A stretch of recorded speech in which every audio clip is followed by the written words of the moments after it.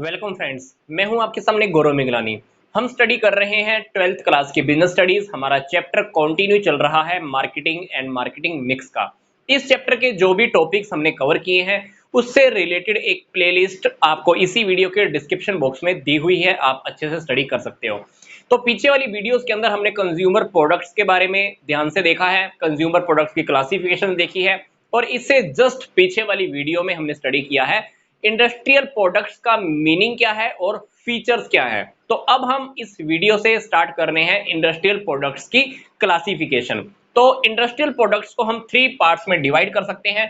पहला है material and parts, second है कैपिटल आइटम्स, थर्ड है सप्लाईज एंड बिजनेस सर्विसेज। तो सबसे पहले हम स्टडी कर रहे हैं मटेरियल्स एंड पार्ट्स के बारे में।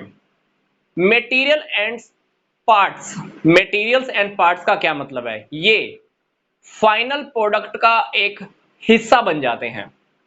इसको हम 2 पार्ट्स में डिवाइड कर सकते हैं। मटेरियल पार्ट्स का जो पहला पार्ट है वो है रॉ मटेरियल, सेकंड है मैन्युफैक्चर्ड मटेरियल्स एंड पार्ट। तो रॉ मटेरियल को भी हम आगे 2 पार्ट्स में डिवाइड कर रहे हैं। जो ये वाला मैन्युफैक्चर्ड वाला पार्ट है इसको भी हम आगे 2 पार्ट्स में डिवाइड कर रहे हैं। तो सबसे पहले हम स्टडी कर रहे हैं रॉ मटेरियल। रॉ मटेरियल मतलब जिनका खुद का एग्जिस्टेंस खत्म हो जाता है और फाइनल प्रोडक्ट का ये हिस्सा बन जाते हैं। रॉ मटेरियल जिनका खुद का एग्जिस्टेंस, जो रियल में जो इनका एग्जिस्टेंस होता है वो खत्म हो जाता है, वास्तविक अस्तित्व इनका समाप्त हो जाता है और फाइनल प्रोडक्ट का ये एक हिस्सा बन जाते हैं। तो रॉ मटेरियल के अंदर पहला है farm products, wheat, cotton, fruits, गन्ना, तंबाकू, तेलों के बीज। सेकंड है रॉ मटेरियल के अंदर में नेचुरल प्रोडक्ट्स, कच्चा तेल, कच्चा लोहा, फिश, लकड़ी के गठरे। तो ये हुआ हमारे रॉ मटेरियल का पहला पार्ट। दोनों पार्ट्स आगे देखिए, मैन्युफैक्चर्ड मटेरियल्स एंड पार्ट्स। तो मैन्युफैक्चर्ड मटेरियल्स एंड पार्ट्स का पहले मीनिंग ध्यान से देखो। तो ये मटेरियल और पार्ट्स ऐसा लगा लो कि पहले मैन्युफैक्चरिंग हो चुके हैं। इनको हम ऐसा समझ लो कि मैन्युफैक्चरिंग की प्रोसेसेस में से ऑलरेडी एक बार पास कर चुके हैं, पर अब ये यूज करने के लिए रेडी हैं। आगे हम इनको अब यूज कर सकते हैं। ध्यान से इनका नाम देखिए, ये material and parts manufacturing processes में से पास हो चुके हैं, पर ये अब फाइनल प्रोडक्ट का हिस्सा बनने के लिए तैयार हैं। तो इनको हम आगे 2 पार्ट्स में डिवाइड कर सकते हैं। पहला है components material, second is component parts. Components material के अंदर क्या आएगा?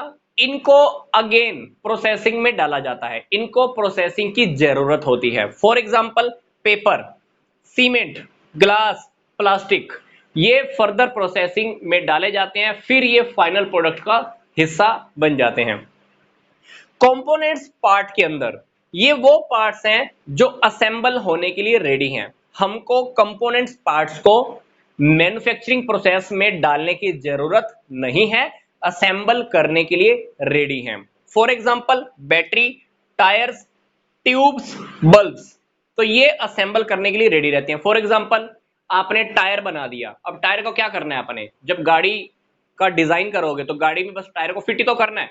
अब वो टायर गाड़ी का एक हिस्सा बन जाएगा, ट्यूब गाड़ी का हिस्सा बन जाएगा, बैटरी गाड़ी का हिस्सा बन जाएगा। तो अल्टीमेटली इसीलिए हम इसको बोलते हैं कि ये असेंबल होने के लिए रेडी है। तो डेफिनेटली हम फिर से देख लेते हैं, मटेरियल एंड पार्ट्स को हमने 2 पार्ट्स में डिवाइड किया है। पहला है raw material, second is manufactured material and parts. Raw material is also further divided in 2 parts. Again this part is further divided in 2 parts. बाकी के दोनों टॉपिक्स का लिंक भी आपको इसी वीडियो के डिस्क्रिप्शन बॉक्स में दिया हुआ है, आप उन्हें भी अच्छे से स्टडी कर सकते हैं।